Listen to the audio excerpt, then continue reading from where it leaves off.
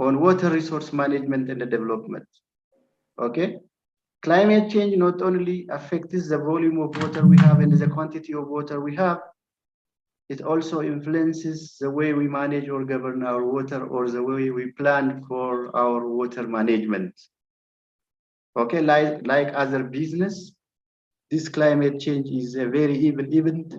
It also influences the way we plan our water in a very long-term scale, making it imperative to consider how climate and other conditions might change over the planning horizon has to be taken into account. Okay, we have to have a sufficient knowledge of climate prediction and hydrology, geology, as well as water resource management, so that we can easily plan the way we can utilize our water for agricultural purpose. From this, water is a complex resource. It's a very complex resource. It has very lot of vital roles in supporting human health, healthy ecosystems, healthy production of foods, energy generation, and transportation, as well as fishery services. Okay, these are the advantages that we reap from our water resource. So unless and otherwise we critically manage our water resource, we are unable to feed our population, we are unable to get energy in the form of hydropower, our transportation services will be also impaired because of the shrinking of water volume. Therefore, water management is a very essential activity that has to be taken into consideration, especially from climate change scenarios. When we are designing different projects, we have to have sufficient information as well as knowledge in planning water resource in the context of this climate change, because it directly influences our crop production and the productivity. The other aspect that we have to see or look into is how we govern the water resource we have. Okay, how do we manage or govern or rule the water resource we have at field level and farm level? Okay, from agricultural crop production and productivity point of view, we have to see water management at field level or at farm level or at plot level or even at individual tree or crop level. For example, if you take mango, avocado, coffee, whatever, these fruit crops and perennial trees, water management can be at individual plant level. When field crops, cereals, legumes comes, we can consider water production and productivity at field level or plot level or farm level. So in this case, we have to consider two issues: the physical scarcity of water, that we call water availability, and the economic scarcity of water, that is the institutional aspect of water. What does physical water scarcity means? This is simply to mean the deficiency of water at field level or at farm level or at production level. Simply, it is called water unavailability for production purpose. This is called physical water scarcity. Physically, the water is not available. The other one is economic water scarcity. This is as a function of institutions, where institutional capacities are very low, like financial capacity, human capacity, and institutional capacity is lower. This is the context of, for example, water resource development for irrigation or water harvesting strategy. So what is the implication of this in crop production? Okay, this implication in crop production is seen from two sides, from drought aspect and from water logging aspect, or when water is very shrinking in its volume and quantity. When the drought scenario is operating, as I have said earlier, water deficit comes, so plants are unable to get sufficient amount of water, so their physiological operation will be impaired, and the amount of yield that we have planned is not obtained. Contrarily speaking, water logging leads to a physiological process called asphyxiation, So this association blocks gaseous exchange, so water will not be translocated through the root system to the plant part, and hence it impairs the bioactivity of the plant, especially impairs photosynthesis. So we have to have a well-organized institutional aspect and plan for water resource development. Please, there is a noise, please. Would you mind muting? Yeah, thank you very much. Now, what are the potential impacts of climate change on agricultural water productivity? Okay. Still there is a noise.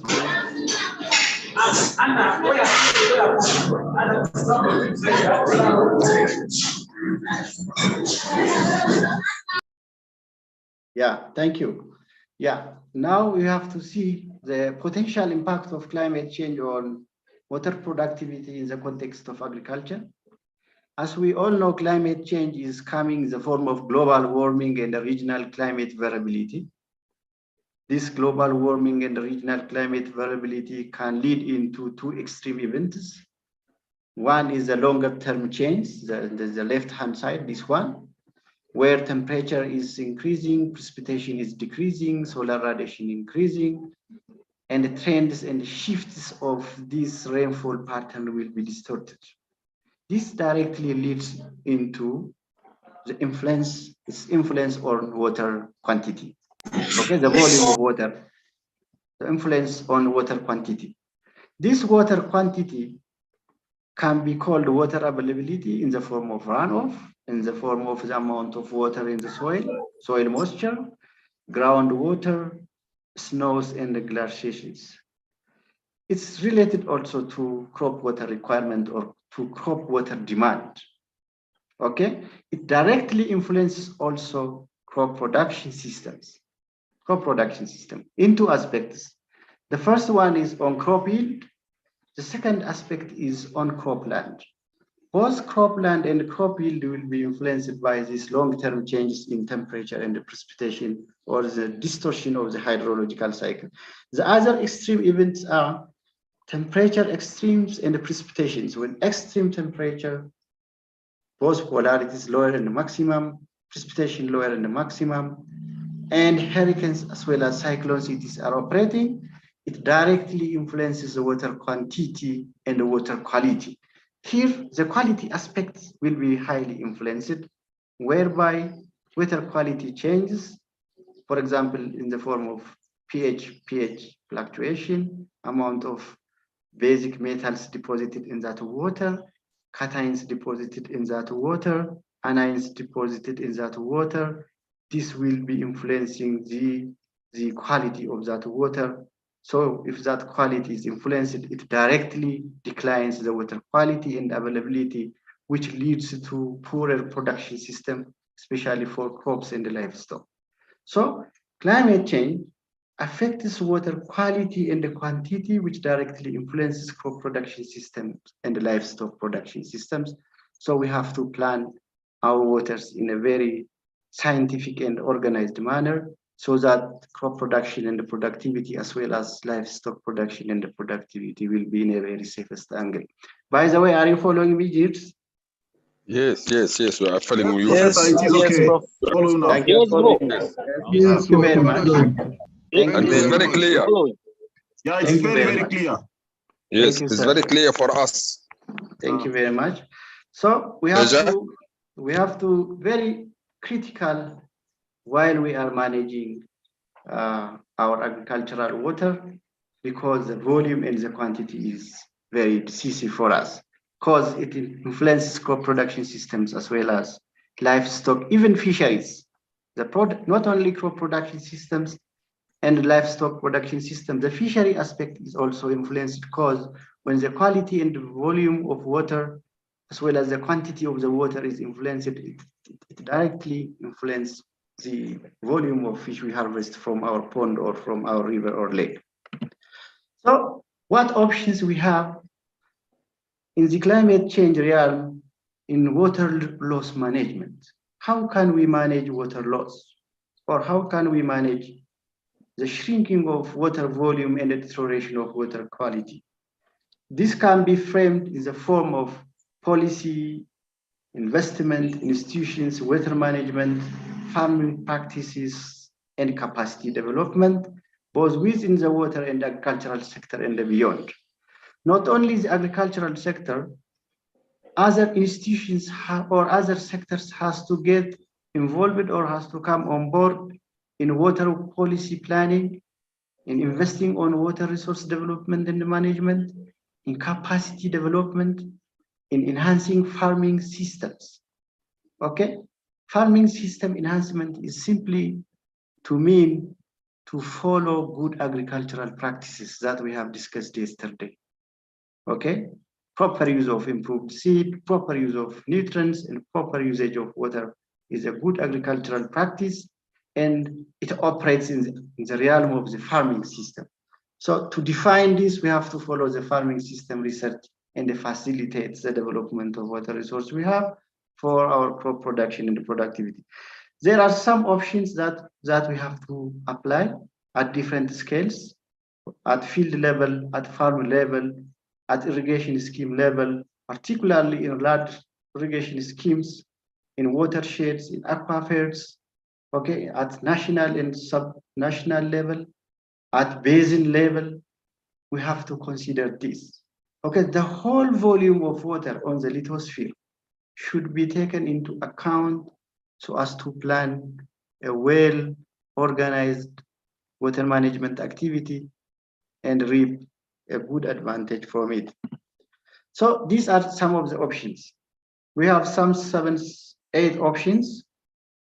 This table simply shows us lists of potential responses, indicators, and their relevance for different scales. For example, the first option we have is improve soil moisture retention capacity of our soil or our field. Okay? This improvement of soil moisture retention capacity can be made either at field level or at farm level. The X shows where it can operate. Okay? Improvement of soil moisture retention capacity can be attained at both field or farm level. The other one is on-farm water storage or water harvesting or agricultural water harvesting, we literally call. This water harvesting can be operated also at field level or at farm level. We can harvest water in our farm or at our field. The other option we have is changing cropping pattern and diversification, cropping sequence, cropping system, okay? And diversification simply to mean intercropping. This can be made at field level or at farm level. The other one is adapting cropping calendars, knowing the LGP, okay, the length of growing period or the harvesting period. For fish, for example, when to harvest the fish. For crops also, when to harvest the crop. That is called literally in physiology, the length of growing period, the amount of days a certain particular crop or plant takes to reach at its physiological maturity and yield.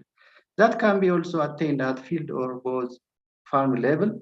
The other one is, the option we have is supplementary irrigation, or where rainfall deficit is there, we can supplement our crops with supplementary irrigation scheme and complete the length of growing period with full, normal, full-fledged manner.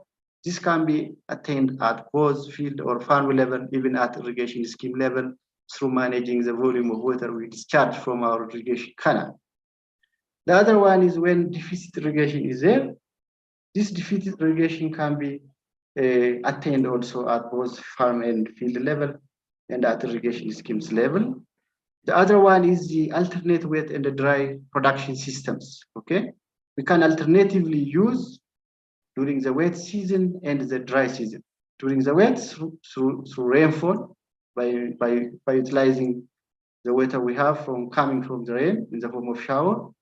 During the dry, we can use irrigation scheme or irrigation water supply. This can be attained both at field and irrigation scheme level. The other one is drainage and flood management. This can be operated at field level, at irrigation scheme level, and at watershed or command area or river basin level. So the other one is the irrigation scheme operation. Integrated water resource management. This can be operated at 3 scales, and finally we can protect or protection against erosion. This can be soil conservation at plot level, farm level, field level, irrigation scheme level, watershed or command area or basin area level. This soil conservation has also a meaning. Not only we conserve here soil, but also we retain moisture in the soil, so it infiltrates directly to the soil cavity, and the rhizosphere will be reached by water. So these are the options we have to operate water resource for crop production. We can use either one of them or combination of these operations. Okay, we can combine them, 2 or 3 or 4 of them can be integrated, or we can use at single bullet level or at single individual activity level. So one of the activities that we can employ in water resource management is through the use of Z or Xi farming. This is typically important activity. It's well known in Western African regions like the Sahel regions. Okay, currently it's expanding to East African regions. Even in Ethiopia, I have also one PhD student who is working currently on this. He is now completing his dissertation and compiling. Kenyans are also using. This is a system whereby we successfully intervene in the field through collecting runoff, reducing evaporation, improved precipitation, and improved agricultural productivity. Okay, pitting facilitates more water infiltration as a run of water is harvested due to the earthen bed formed in downslope of the pit. So the water will be retained in the pit, so we can plant directly our seeds in that pit. We can see this activity. Okay, this is our farmer. Typically, he's pitting his soil. So it's operating like this. There is less soil disturbance. Okay, the pits, the hole will serve as a basin. Okay, as a water tanker. So the water will be deposited here, so he can plant his crop here. Now this field is a field planted by maize. Okay, in a pit. You can see very green, healthy. Okay, the moisture is retained here. We can add manures, fertilizers here.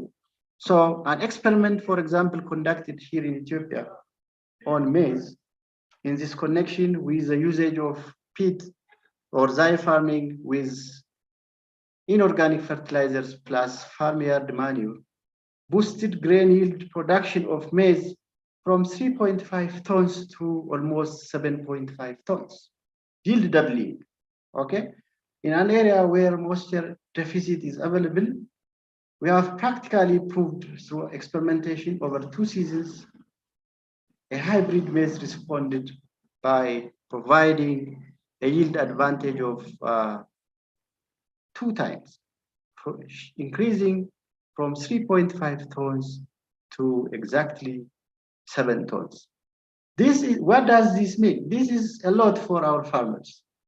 Okay, we don't have to wait for a heavy volume of water to come in the form of rainfall. We have to start from the inset of the rain and catch that water. That is called agricultural water harvesting operation. So Z-pitting is one of the agricultural water harvesting system. It is also very important for soil fertility management. As we can see from this farmer's pit, okay, most of the fields were not disturbed. Only the planting points or the planting spaces were dug and seeds to be planted. The remaining part of the soil is intact. So it's very difficult for an erosion to come. If it comes, even it will be trapped by the pits. If it's here, the field flows down here. So the whole rainfall will be remaining in the field. So we have to advocate for this practice. Practically, we have seen this operation or this activity, it is very productive and it is very interesting. So we have to go for this. So the other one is stall bunds and half moon techniques. We can use this in the form of water conservation in the physical structure. So it retains the water coming in the form of runoff in the field. There is a noise, please. Yeah. Please. So in conclusion for this water section, water is very important for our production purpose. So we have to worry for the quantity and the quality of water. We have to manage our water at command area or catchment area level through water resource development and the planning. We have to also improve our crop productivity through soil amendments, cover crops, and the tillage practices. Through crop rotation, we can optimize water resource utilization. Then our water is very important from production point of view and industrial inputs. For example, we take sugarcane is an input for sugar factory. Cotton is also an input for ginning factories so that fibers and the sugar is produced. So water is very important for food production as well as industrial inputs. Therefore, optimum and sustainable manner of water management has to be on board. We have to say where water is very crucial for economic development of a nation. Hence, we have to focus critically to conserve our water and utilize wisely in Africa. Now, let me stop for a moment here and have a reflection on this chapter before moving to the next one. Prof. Majaliwa, are you with me? Hello? Hello? David, hello? Hello, hello? Yes, doctor. Hello, hello, David or Prof. Majaliwa? Hello? So, dear participants, let's have a little bit reflection on this section and move to the next section, okay? Let us have a 10 minutes reflection on this water management aspect in terms of crop production and climate change. Please, you can forward your comments, your suggestions, and questions. I think Professor Majaliwa is not online, so we can start with Professor Tom. Prof, welcome, please. Thank you, Prof, for the presentation. The question I have is on this Zai pit farming system managing water. Okay. Yes, in that system, will you need to dig this pit annually, or what do you do at the end of the cropping season? Do you need to be digging the pit repeatedly? What do you do? Because I think that can be very cumbersome and economically, I don't think that will be viable. Or you just dig the pit. For how long can you maintain or use those pits for production? Is it just once, or you do it for at least for some years before digging again? Thank you. Yeah, thank you very much, Professor. Normally, this pit farming or Z-pit system started from perennial crops production, like tree crops or fodder crops or fruit crops. Okay, perennial crops. Its productivity was tested for perennial crops, and it was very functional. Yes, you are right. From economic point of view, digging the pit time and again is very costly, but yes, for perennial crop production it is okay. But for pits, for annual crops, okay, for annual crops, for example, if we have planted maize in this year, we have to, maize. Yeah, we have to use. Maize was displayed in the slide. Yeah, we have to use the same pit for bean production next season. Okay? Because we have added manure into it, we have added a little bit fertilizers into it. Water is contained in it and stored in that pit. So this pit is now regenerated. It is a regenerated pit. So next season, we have to rotate the crop and the plant, maybe with bean or with cassava or with potato. So we don't have to dig time and again. We have to use the same pit for different type of crop production. Am I okay for you? But, okay, I'm just thinking that probably one could look into a situation where you consider the number of cycles of crop, maybe arable now, that you can use the pit for before there will be need to dig all over. I don't know if there's been any research into that. If not, I think that would be a good one to consider the number of crops cycle that you can have in the pit before you need to redig. Then by that, you'll be able to evaluate the economic implication of using the Zai pit farming. Thank you. Thank you. Exactly. Your comment is well taken. Thank you, sir. Yes, Sergey, welcome, please. Okay. Thank you, Professor. I'm Dr. Serge Njadi from the Université Evangélique en Afrique, located in South Kivu, eastern of DRC. Thank you. Welcome. Yeah, thank you. Thank you very much, Professor Zalalem, for this very wonderful and informative presentation. Thank you. I want to know, integrated crop fish production-based system is a very good strategy for soil and water sustainable management. But what can be the barriers for the development of this approach in Africa? Yeah, very good. Integrated crop fish production system. Yeah, in Africa, we have started this practice very recently from fish production. We have ponds. Okay. We add nutrients for to the pond to feed our fish. Then we remove this water and grow vegetables, especially around the pond or any crop. But the barriers are only the investment aspect. Okay, investment to construct the ponds and the water harvesting structure. Unless and otherwise, it is very good, basically for producing fish as well as vegetables together around the pond. Yeah, this can be made at household level, okay, at farm level or at household level, or individuals can operate. But as I said, the hurdle is only the economic aspect or the investment aspect. Once we just install the pits or the fish pond, the operation is very productive in the subsequent years. Thank you. Thank you very much. Yeah, Placid, please. Placid. Thank you, Prof. One, I appreciate your efforts and what you told us today. It has been encouraging. Okay. But I think one of the responsibilities that we adopt today is clearly to respect the ecosystems. We all know how we get water for sustainability of agriculture.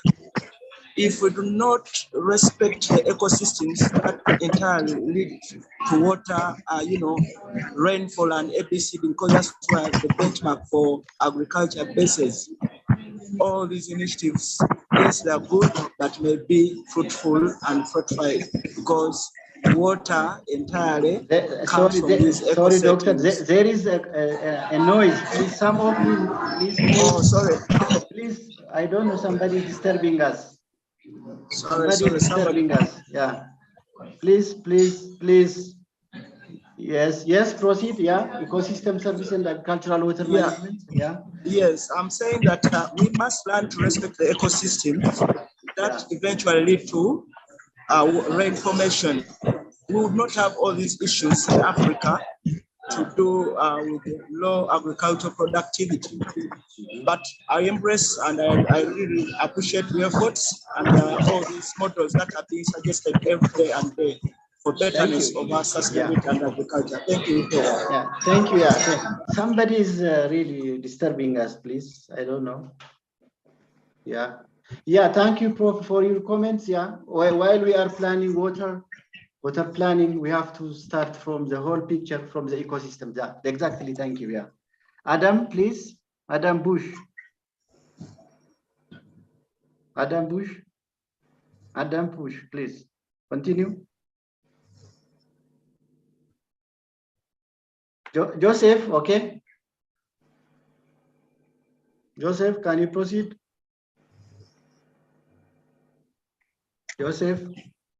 I think Joseph just spoke, but I raised my hand too. Okay. Adam, please. Adam Bush. Okay. Qzera. The person speaking is Placid. Yes. Qzera, please. Yeah. Okay. Thank you very much, Prof, for the wonderful presentation. Yeah. My question is on ZIPIT again. By the way, I'm Dr. Placid Mpeketua from University of Malawi. Welcome, Doc, please. In the ZIPIT with respect to studies conducted on, say, pathogens, nematodes, fungi, or bacteria.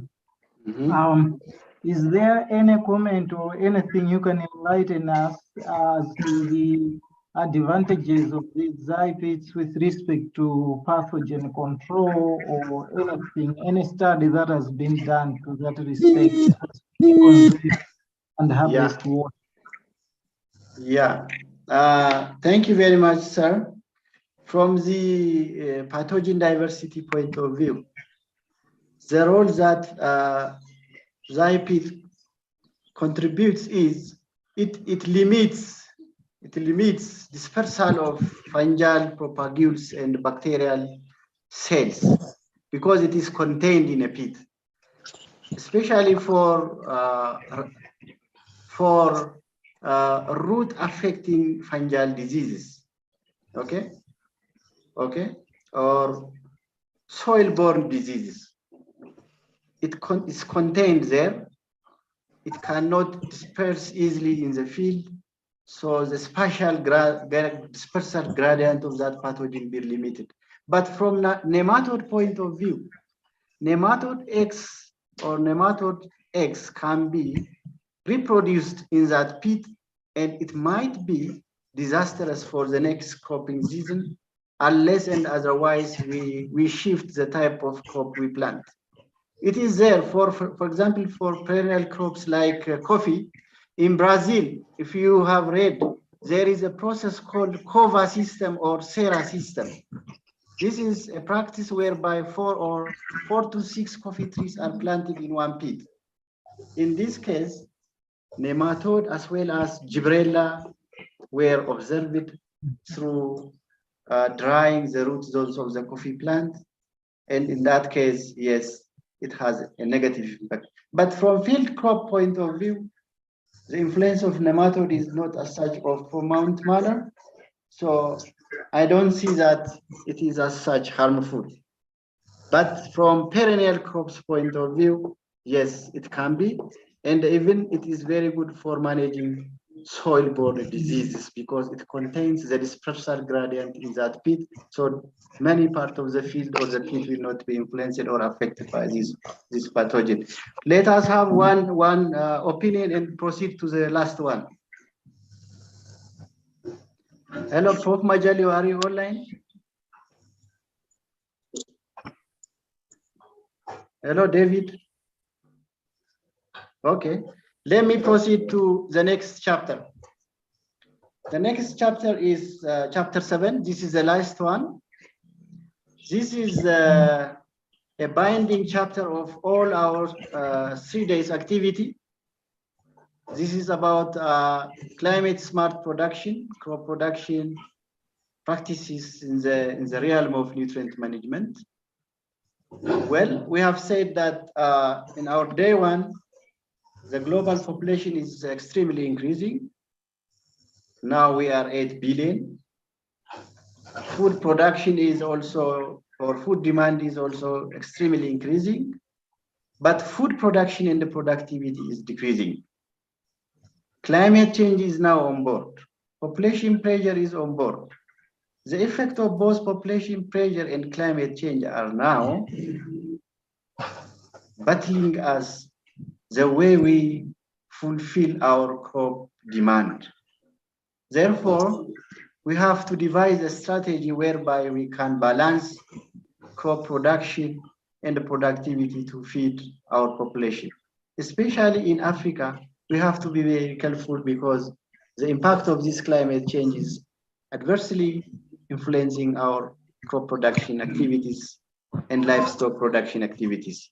Therefore, in this case, the impact of climate change on crop production is through the increment of carbon dioxide gas emission into the atmosphere and increasing the temperature of the atmosphere. As we can see from this figure, the volume of carbon dioxide concentration in atmosphere has increased from 280 micromole per liter to 400 micromole per liter in the atmosphere. It's almost double. So what does this mean? It has a direct implication on the global temperature, especially since Africans are living in the tropics. Our temperature will be highly vulnerable to this stress. So the implication of this is directly leads us to focus on stress physiology. Okay? Because our crops growth, yield, and the productivity is influenced by abiotic stresses, especially emanating from heat shock, water deficit, and the loss of precipitation that leads to stress physiology. What does this stress physiology entails? This is a process whereby our crops or plants fail to operate in a very normal manner so as to produce yield or glucose. Okay? If our plants are stressed, okay, and if they are subjected to shock, their physiological mechanisms are not operating very well, so food production will be challenged. So we have to work on managing stress physiology. One aspect can be devising stress breeding or development of irrigation water for supplementary irrigation purpose. So due to climate change, water deficit and the temperature extremes influences the reproductive phases of our plants, okay? The reproductive phases of our plants are now critically influenced, like flower production, inflorescence, pollen generation, pollination, pollen germination, fruit onset, fruit growth, fruit development and the maturity. All these biological processes are influenced by these stresses. Therefore, we have to critically work on crop physiology so as to avert the impact of climate change on crop production so that we can feed our population. Are you following me? Yes, following. Yes, Professor. Yes, it is okay. Professor. Thank you. Thank you. So, as a big picture, when we see global warming, it directly leads to extreme weather events like flood, drought, storms, and heat. Okay? These extreme weather events emanating from flood, droughts, storms, and heat can cause the following fundamental biological processes. One, directly affect on crop growth. It has a direct influence on crop growth, especially on the morphological growth of or morphogenesis. The whole above ground and the root, the whole morpho. Yeah, it will be influenced. The branch, the leaves, the inflorescence, the panicles, the ears. This is influenced. The other one is change in physiology. Okay, because extreme events will directly influence the enzymatic activity in the cell of the plant, in the tissue of the plant, in the organ of the plant. So the physiological processes are disrupted. So photosynthesis, transpiration, respiration, cell division will not be taking place properly. Then the growth and the development of that plant will be impaired. The other one is the phenology. Okay, phenomics. The phenomics aspect of the plant will be also influenced, even the genomic aspect. Both the phenomics and the genomics aspect is influenced by this extreme weather events. This is the direct effect. Indirectly, these extreme events do have a profound effect on one, loss in soil fertility, okay, incidence of flood, incidence of drought, incidence of pests and diseases, and rise in sea level. This is a direct effect. This direct effect extremely contributes to influence of the crop production and the productivity. The other one is the socio-economic effect. It has an implication on the socio-economic aspect, the third aspect, through impairing food demand and food security. Okay, trade will be disturbed. Policy formulation is also disturbed. The cost-benefit ratio or the marginal rate of return, whereby we call the net profitability of an agriculture activity or any project, can be influenced. So extreme weather events directly affect crop growth. They indirectly affect, and finally the implication is on the socio-economic effect. Okay, this is a very crucial issue that we have to understand very well and work on it to reverse the effect of these weather events or extreme events. So what is the implication here? From agroecological perspective, this has a big implication because it influences crop production and the productivity and food supply to the market and to the community or to the population as a whole. So what shall we do? We have to do reversing the effect of these activities because they decrease crop productivity. Okay, crop productivity. Productivity includes both the production aspect and the marketing aspect. Okay, therefore, as agriculturalists or as a physiologists or as climatologists or as policymakers or as traders, whatever, in any domain, we have to worry for our crop production and the productivity at an agroecological level, especially African agroecology, which is subjected to heat shock, is really frustrating currently because we are observing extreme weather events through droughts, through flood, through untimely rainfall onset, from withdrawal of the rainfall before the crop reaches maturity. Therefore, these issues are very pertinent from the crop production and productivity point of view. So we have to really consider this issue. We have to just consider two events where drought and the flood is there. Drought, as I said earlier, it influences the physiological activity of our crop. Flood is also negatively impacting. So as a whole, we have to rethink on the management of the ecosystem as a whole. So what are the sustainable ways of overcoming such negative effect coming from this climate change? Do we have options? Yes, we have options. One of the options we have is the usage of improved cropland management, okay? That contributes to climate change mitigation and biomass production. The other one is, as we have discussed yesterday, the wise utilization of integrated nutrient management, fertilizers. Mechanization can be an option. Better seeds production can be an option. Precision farming or precision agriculture is also an option. Modern irrigation techniques and application of drone technologies are also options to reverse the effect of this climate change on crop production and productivity. So as Africans, we have to rework on this. A lot of research projects can be developed from this bullet, okay?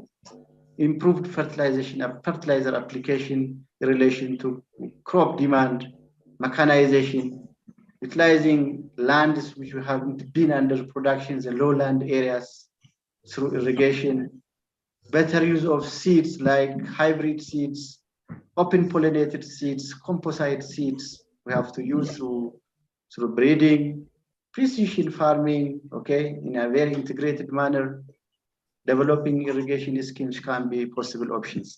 The other one is double or multiple cropping, like intercropping, agroforestry can be options for us.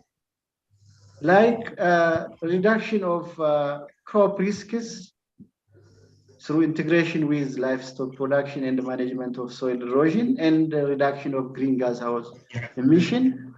These are some of the strategies that we can follow. So as a crop producer or as an agricultural practitioners, we can pick one of these intensification strategies or some of them and apply in our context so that we can boost crop production for our community.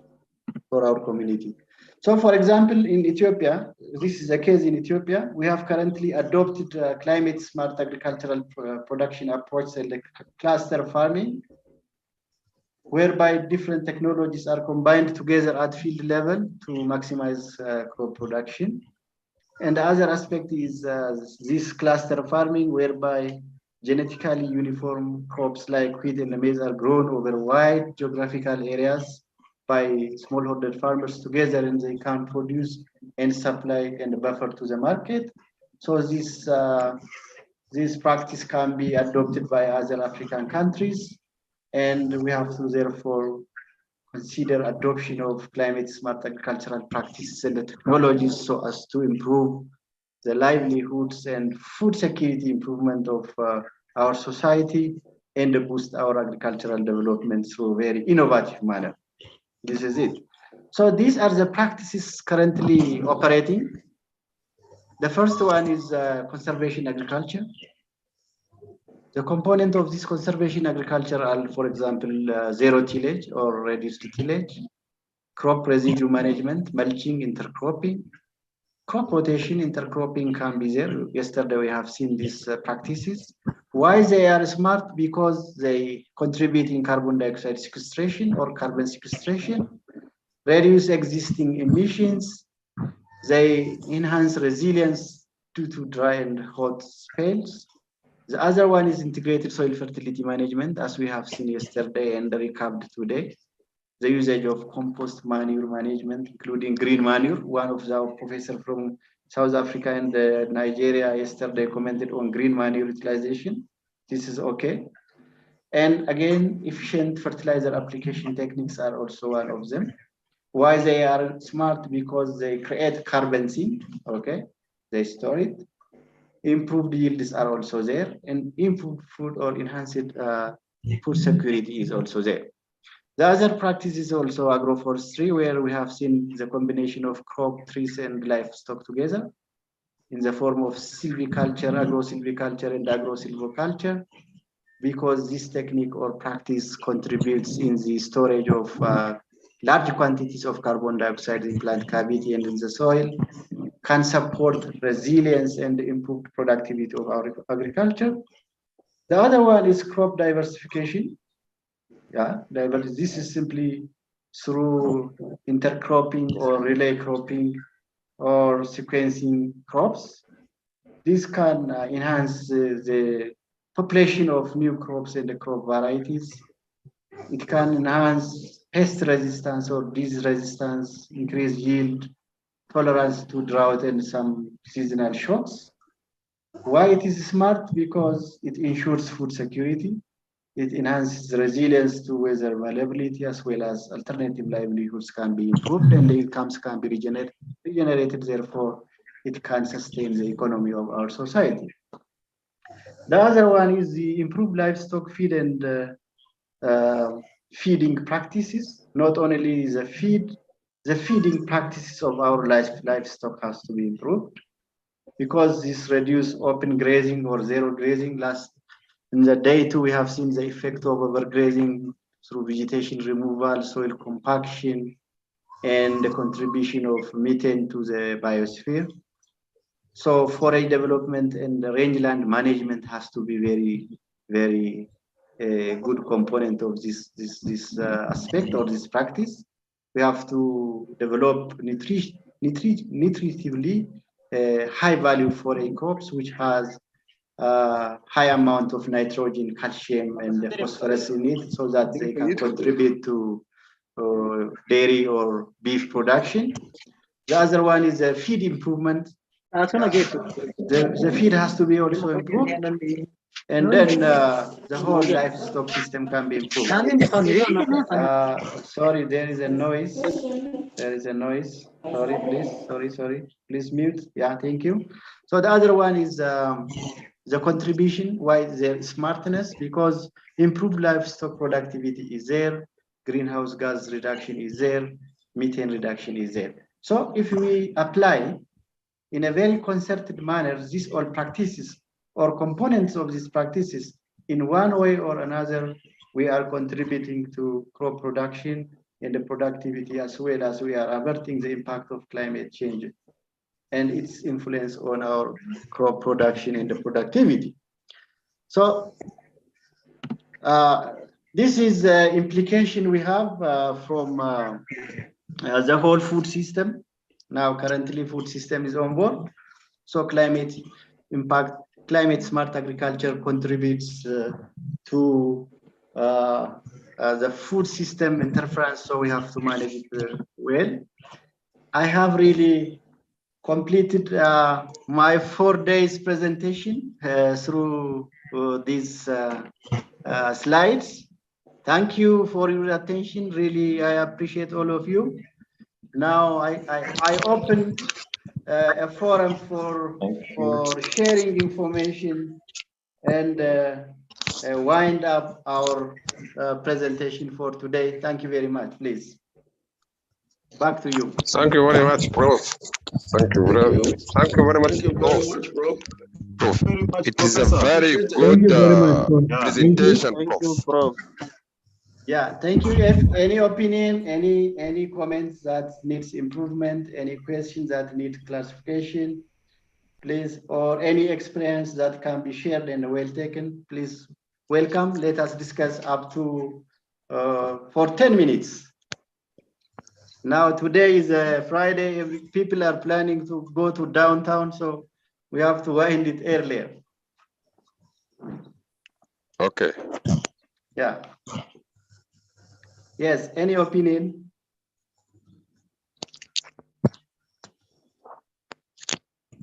Yeah, Prof. Someone actually. Yeah, I didn't see his hand. Please welcome. Someone asked in the chat. Yes, please. Yes. Welcome, please, sir. Can temperature influence water? There is a noise, you know, somebody is hearing music, please. Would you mind muting your mic, please? Hello. A guy with a baby, please mute it, please. Can you hear, Prof? Yes, raise it, yeah, continue. Okay, I said, how can temperature influence water quality? Temperature? Yes. Versus water quality? Yes, sir. Yeah, thank you. Temperature, when temperature is both extremes, at higher and lower temperature, okay? When temperature is lower, water will be existing in the form of crystal or ice that will be unavailable for the plant, okay? Quality deterioration is not only in terms of pollution, okay, in terms of pollution through pollutants, but in the form of water availability. When it is existing in the form of ice or crystals, it cannot be directly taken, or the water in the plant system even will be crystallized, so it can disrupt the cells. At high temperature, when temperature is rising, okay, through capillary, ions like calcium, potassium, magnesium, these metallic ions, these cations, okay, will be coming to the root zone. Then it increases the pH of the water.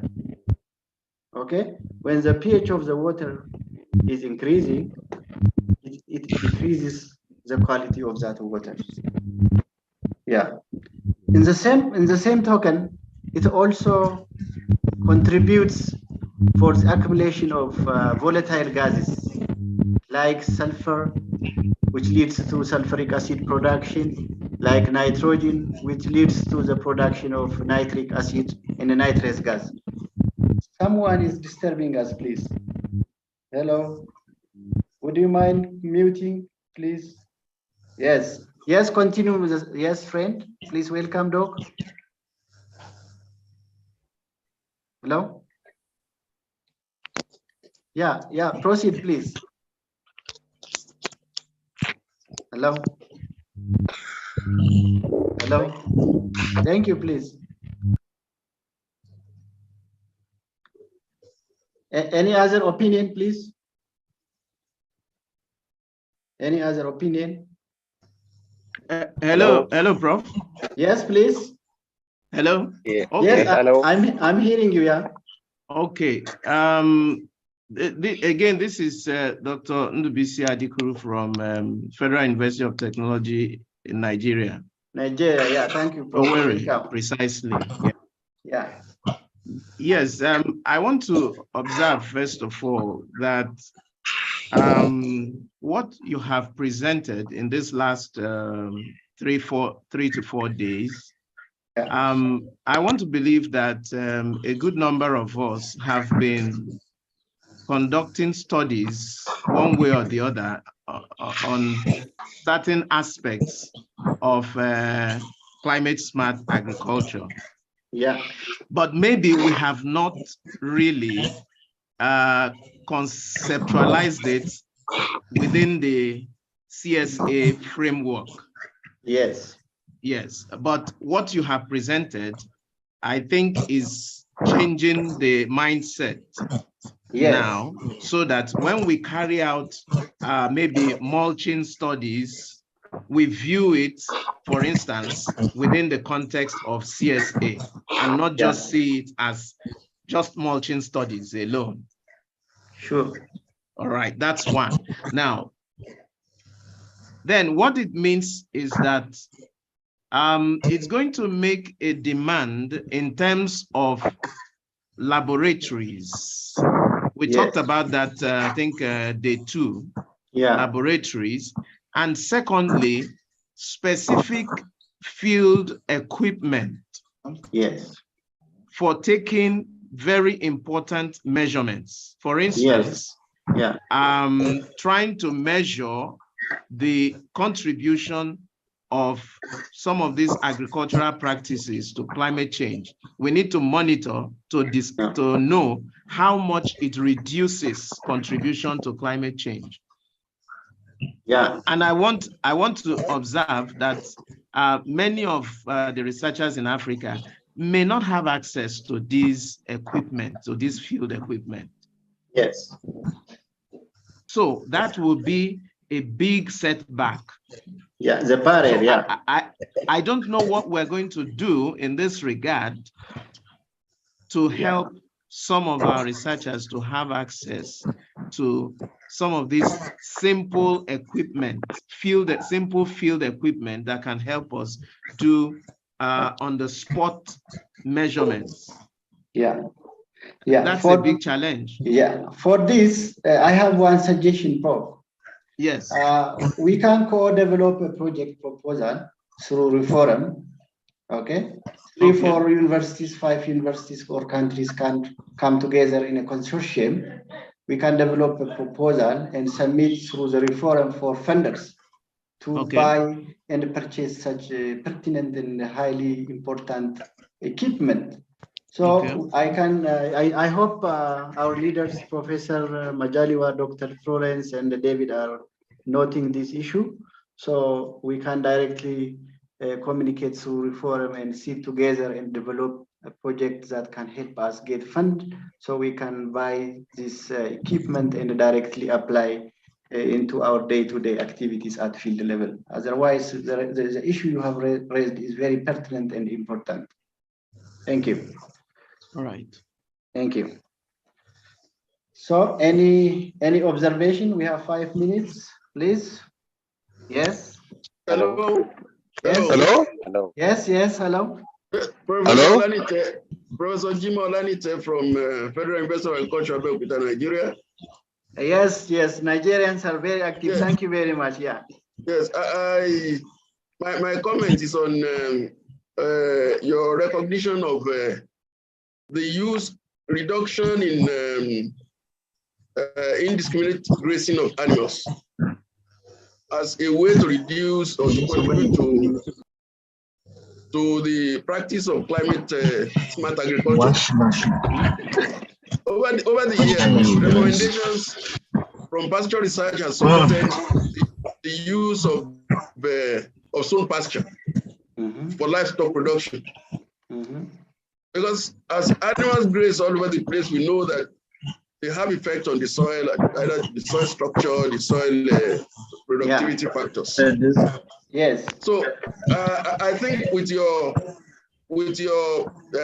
suggestion or you're putting reduction in open grazing as part of animal practice that can contribute to climate smart agriculture. I'm so happy with it, and I think it should be.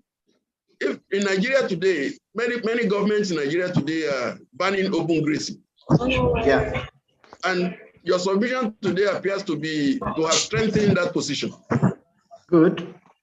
I think African countries should begin to look at the way of African countries should begin to look at the way of improving our livestock production system in such a way that these animals would the effects of animals on land will be generally reduced. Yeah.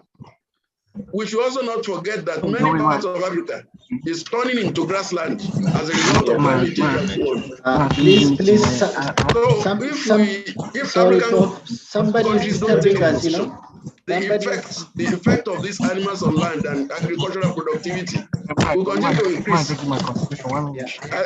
believe Rural Forum should look at this and make a recommendation to African countries to begin to look at this very critically, with a way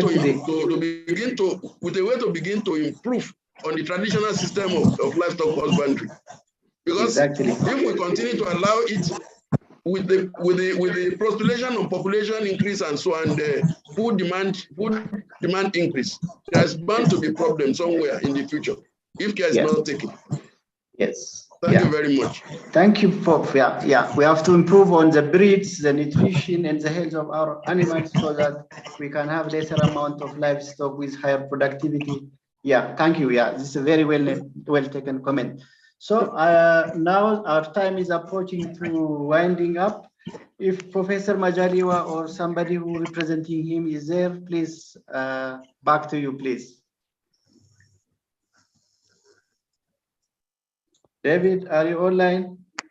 Dr. Florence, David, or Prof. Majaliwa, anybody from the forum?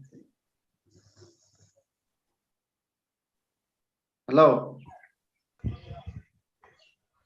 Yeah, so thank you, participants. We were around 90 today. I'm very happy to be part of you for this last 4 days. Thank you very much for valuable comments, entertaining questions, giving us practical examples that can be utilized by African farmers. Shall see you. Stay safe. Thank you very much. Bye-bye. Please, Professor, how can I support of this presentation? Thank you very much, Prof. Thank you very much. Have a good weekend. Stay safe. Thank you. Bye-bye. Professor Zelalem, please, how can I have the support of this presentation? Yeah, this presentation module will be distributed to all African universities through the forum, including these PowerPoint presentations. Okay. This is good. So nice. Thank you. Yeah. Thank you very much, Prof. Thank you. Thank you. Stay safe. Thank you. Bye. You too. Bye to everyone. Bye. Bye to everyone. Thank you very much. Okay. Have a nice weekend. Have a nice day too. Thank you, everybody. Thank you. Wish to meet you some other time, Prof. Okay, Thank you. Have a nice